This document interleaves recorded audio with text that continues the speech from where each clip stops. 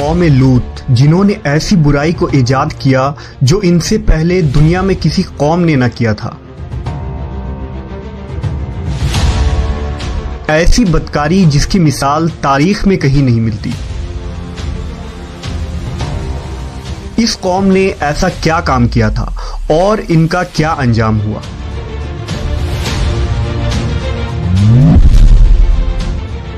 حضرت لوط علیہ السلام اللہ کے ایک برگزیدہ نبی تھے۔ آپ کے والد کا نام ہاران تھا جو تاریخ کے بیٹے تھے۔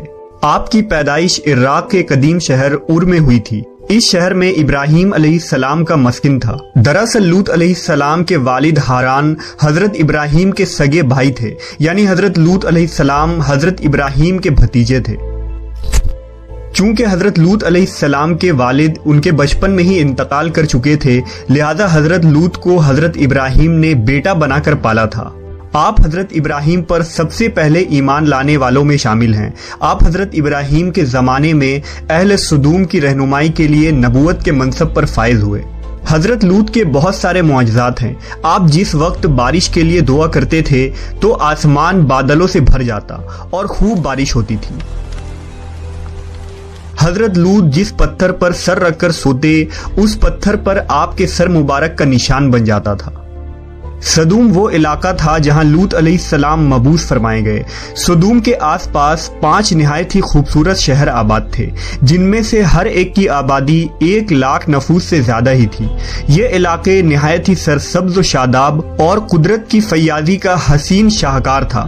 یہاں باغات کی کثرت تھی، لہلہاتی کھیتیاں یہاں کی ضروریات سے کہیں زیادہ تھی۔ اردن، شام اور اسرائیل کے درمیان بسا ہوا یہ علاقہ نہایت ہی زرخیز تھا۔ وہاں طرح طرح کے اناج، پھل، میوے بکثرت پیدا ہوتے تھے، اور یہی وجہ تھی کہ آس پاس کے بستیوں کے لوگ بھی اپنی معاشی اور غذائی ضرورت کے لیے ان بستیوں کی طرف آتے تھے۔ مگر یہ بات اہل سدوم کے لوگوں کو بالکل بھی پسند نہ تھی۔ ان کے خیال میں ان کی بستیوں میں پیدا ہونے والے پھلوں، اناجوں اور سبزیوں پر صرف ان کا ہی حق تھا۔ وہ نہیں چاہتے تھے کہ دوسری بستیوں کے لوگ ان کے علاقے میں آئیں۔ ایک دن سدوم کے لوگ اس بات پر غور و فکر کر رہے تھے کہ باہر سے آنے والے لوگوں کو یہاں آنے سے آخر کیسے روکا جائے، کہ ابلیس ایک بزرگ کی شکل میں ان کے محفل میں آیا اور کہا، اگر تم ان سے پیچھا چھڑانا چاہتے ہو تو میرے کہنے پر عمل کرو۔ اس اجنبی بزرگ کی بات لوگوں نے بہت توجہ سے سنی۔ ابلیس نے کہا، میں کل بتاؤں گا۔ دوسرے دن ابلیس ایک خوبصورت جوان لڑکے کی بھیس میں آیا اور انہیں اپنی عورتوں کے بجائے مردوں کے ساتھ فعل بد کرنا سکھایا۔ ابلیس نے کہا کہ اگر تم ان بستیوں کے لوگوں سے نجات چاہتے ہو جو تمہاری بستی میں آ جاتے ہیں تو ایسا کرو کہ جب بھی کوئی شخص تمہارے علاقے میں آئے تو تم لوگ زبردستی اس کے ساتھ اپنی خواہش پوری کرو۔ اس طرح یہ لوگ اس بستی میں آنا چھوڑ دیں گے۔ اپنی نفسانی خواہشات کے لیے مردوں سے بدفعلی اس قوم کا دستور بن گیا تھا۔ یہاں بے حیائی عام ہو گئی تھی۔ حکمراں، سردار، رؤسا، ہر طبقے میں گھر گھر یہ عمل پھیل گئی تھی۔ بھری محفل میں یہ لوگ اس فحاشی کے کام کو کر کے خوش ہوتے تھے۔ کوئی بھی محفل اس کام کے بغیر ادھوری سمجھی جاتی تھی۔ خاص کر مسافروں میں سے کوئی خوبصورت لڑکا ہوتا تو یہ لوگ اسے اپنا شکار بنا لیتے۔ تلمود میں لکھا ہے کہ اہل سدوم اپنی روزمرہ کی زندگی میں سخت ظالم، دھوکے باز اور بد معاملہ تھے۔ کوئی مسافر ان کے علاقے سے بخیریت نہ گزر سکتا تھا۔ کوئی غریب ان کی بستیوں سے روٹی کا ایک ٹکڑا نہ پا سکتا تھا۔ بارہا ایسا ہوتا تھا کہ باہر کا آدمی ان کے علاقے میں پہنچ کر فاقوں سے مر جاتا اور یہ اس کے کپڑے اتار کر اس کی لاش کو برہنہ دفن کر دیتے۔ اپنی وادی کو انہوں نے ایک باغ بنا رکھا تھا جس کا سلسلہ میلوں تک پھیلا ہوا تھا۔ اس باغ میں وہ انتہائی بے حیائی کے ساتھ اعلانیہ بدکاریاں کرتے تھے۔ حضرت لوط علیہ السلام نے انہیں توحید کی دعوت دی اور بدکاری کے اس گھنونے عمل سے توبہ کرنے کا حکم دیا۔ حضرت لوط نے کہا، تم بے حیائی کیوں کرتے ہو؟ کیا تم عورتوں کو چھوڑ کر لذت حاصل کرنے کے لیے مرد کی طرف مائل ہوتے ہو؟ حقیقت یہ ہے کہ تم احمق لوگ ہو۔ حضرت لوط اہل سدوم کو دن رات واعظ و نصیحت کیا کرتے، لیکن قوم پر اس کا کوئی اثر نہ ہوا، بلکہ وہ بہت فخریہ انداز میں یہ کام کرتے تھے۔ انہیں حضرت لوط کا سمجھانا بھی برا لگتا تھا، لہٰذا انہوں نے صاف صاف کہہ دیا کہ اگر تم ہمیں اسی طرح برا کہتے رہے اور ہمارے کاموں میں مداخلت کرتے رہے تو ہم تمہیں اپنے شہر سے نکال دیں گے۔ حضرت لوط نے نصیحت و تبلیغ کا سلسلہ جاری رکھا، لہٰذا ایک دن اہل سدوم نے خود ہی عذاب الہی کا مطالبہ کر دیا۔ اللہ تعالیٰ نے اب تک ان کے اس بدترین فحاشی اور بدکاری کے باوجود ڈھیل دے رکھی تھی، لیکن جب انہوں نے حضرت لوط سے ایک دن کہا کہ اگر تم سچے ہو تو ہم پر عذاب لے آؤ، لہٰذا ان پر عذاب الہی کا فیصلہ ہو گیا۔ اللہ نے اپنے خاص فرشتوں کو دنیا کی طرف روانہ کر دیا۔ یہ فرشتے دراصل حضرت جبرائیل، میکائیل اور اسرافیل علیہ السلام تھے۔ پھر یہ فرشتے حضرت لوط علیہ السلام کے گھر تشریف لے آئے۔ حضرت لوط نے جب ان خوبصورت نوعمر لڑکوں کو دیکھا تو سخت گھبراہٹ اور پریشانی میں مبتلا ہو گئے۔ انہیں یہ خطرہ محسوس ہوا کہ اگر ان کے قوم کے لوگوں نے انہیں دیکھ لیا تو نہ جانے وہ ان کے ساتھ کیا سلوک کریں گے۔ حضرت لوط کی بیوی کا نام وائلہ تھا، اس نے آپ پر ایمان نہ لایا تھا اور وہ دراصل منافقہ تھی، وہ کافروں کے ساتھ تھی، لہٰذا اس نے جا کر اہل سدوم کو یہ خبر دے دی کہ لوط کے گھر نوجوان لڑکے مہمان ٹھہرے ہوئے ہیں۔ یہ سن کر بستی والے دوڑتے ہوئے حضرت لوط کے گھر پہنچے۔ حضرت لوط نے کہا، اے قوم، یہ جو میری قوم کی لڑکیاں ہیں یہ تمہارے لیے جائز اور پاک ہیں، اللہ سے ڈرو اور مجھے میرے مہمانوں کے سامنے رسوا نہ کرو۔ کیا تم میں سے کوئی بھی شائستہ آدمی نہیں؟ حضرت لوط کی بات سن کر وہ لوگ بولے، تم بخوبی واقف ہو کہ ہمیں تمہاری بیٹیوں سے کوئی حاجت نہیں، اور جو ہماری اصل چاہت ہے اس سے تم بخوبی واقف ہو۔ قوم لوط کے اس بے شرمانہ جواب سے اندازہ لگایا جا سکتا ہے کہ وہ فعل بد میں کس حد تک مبتلا ہو چکے تھے۔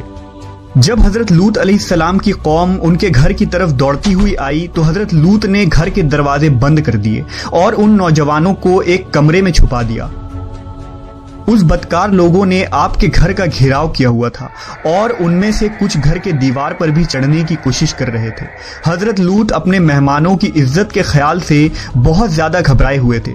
فرشتے یہ سب منظر دیکھ رہے تھے۔ جب انہوں نے حضرت لوط علیہ السلام کی بے بسی اور پریشانی کا یہ عالم دیکھا تو حقیقت سے پردہ اٹھاتے ہوئے یوں فرمایا، اے لوط، ہم تمہارے رب کے بھیجے ہوئے فرشتے ہیں، یہ لوگ ہرگز تم تک نہیں پہنچ سکیں گے۔ ابھی کچھ رات باقی ہے تو اپنے گھر والوں کو لے کر چل دو اور تم میں سے کوئی شخص پیچھے مڑ کر نہ دیکھے۔ اہل سدوم حضرت لوط کے گھر کا دروازہ توڑنے پر بضد تھے، لہٰذا حضرت جبرائیل علیہ السلام نے گھر سے باہر نکل کر اپنے پر کا ایک کونا انہیں مارا، جس سے ان سب کی آنکھوں کے ڈھیلے باہر نکل آئے اور بصارت زائل ہو گئی۔ یہ خاص عذاب ان لوگوں کو پہنچا جو حضرت لوط کے پاس بد نیتی سے آئے تھے۔ حضرت لوط علیہ السلام حقیقت حال جان کر مطمئن ہو گئے اور اپنے گھر والوں کے ساتھ رات ہی کو نکل کھڑے ہوئے۔ بیوی بھی ان کے ساتھ تھی، لیکن کچھ دور جا کر وہ واپس اپنے قوم کی طرف پلٹ گئی اور قوم کے ساتھ جہنم رسید ہو گئی۔ صبح کا آغاز ہوا تو اللہ کے حکم سے حضرت جبرائیل نے بستی کو اپنے پر سے اکھاڑ دیا اور پھر اپنے بازو پر رکھ کر آسمان پر چڑھ گئے، یہاں تک کہ آسمان والوں نے بستی کے کتے کے بھونکنے اور مرغوں کے بولنے کی آوازیں سنی۔ پھر اس بستی کو زمین پر دے مارا، جس کے بعد ان پر پتھروں کی بارش ہوئی۔ ہر پتھر پر مرنے والوں کا نام لکھا ہوا تھا۔ جب یہ پتھر ان کو لگتے تو سر پاش پاش ہو جاتے۔ صبح سویرے شروع ہونے والا یہ عذاب اشراق تک پوری بستی کو نیست و نابود کر چکا تھا۔ قوم لوط کی ان خوبصورت بستیوں کو اللہ نے ایک انتہائی بدبودار اور سیاہ جھیل میں تبدیل کر دیا، جس کے پانی سے رہتی دنیا تک کوئی فائدہ نہیں اٹھایا جا سکتا۔ سمندر کے اس خاص حصے میں کوئی جاندار، مچھلی، میڈک وغیرہ زندہ نہیں رہ سکتے، اس لیے اسے ڈیڈ سی یعنی بحر مردار کہا جاتا ہے، جو اسرائیل اور اردن کے درمیان واقع ہے۔ ماہرین آثار نے 10 سالوں کی تحقیق و جستجو کے بعد اس تباہ شدہ شہر کو دریافت کیا تھا۔ تحقیقات سے پتہ چلا تھا کہ اس شہر میں زندگی بالکل ختم ہو چکی ہے۔ اس شہر کے راستے اور کھنڈرات کو دیکھ کر آرکیولوجسٹ نے یہ اندازہ لگایا کہ جب یہ شہر تباہ ہوا تو اس وقت لوگ روزمرہ کے معمولات کے کاموں میں مشغول تھے اور یہاں زندگی اچانک ختم ہو گئی تھی۔ اہل سدوم جنہیں پتھر بنا دیا گیا تھا، ان کے بت ابھی تک بحر مردار کے پاس موجود ہیں، جو تا قیامت لوگوں کے لیے ایک عبرت ہے۔ آج یورپی ممالک میں انسانی آزادی کے نام پر اس بدکاری کی اجازت دی جاتی ہے اور اس فحش عمل کو فخر سمجھا جاتا ہے، مگر حقیقت یہ ہے کہ ہم جنس پرستی بالکل فطرت کے خلاف ہے، جس سے انسانی معاشرہ تباہ و برباد ہو جاتا ہے۔ روایتوں کے مطابق ایک مرتبہ حضرت سلیمان علیہ السلام نے شیطان سے پوچھا کہ اللہ کے نزدیک سب سے بدترین عمل کیا ہے؟ ابلیس بولا، جب مرد مرد سے بدفعلی کرے اور عورت عورت سے خواہش پوری کرے۔ حضرت ابن عباس سے روایت ہے کہ رسول اللہ صلی اللہ علیہ وسلم نے فرمایا کہ اس شخص پر اللہ پاک کی لعنت ہو جو قوم لوط والا عمل کرے۔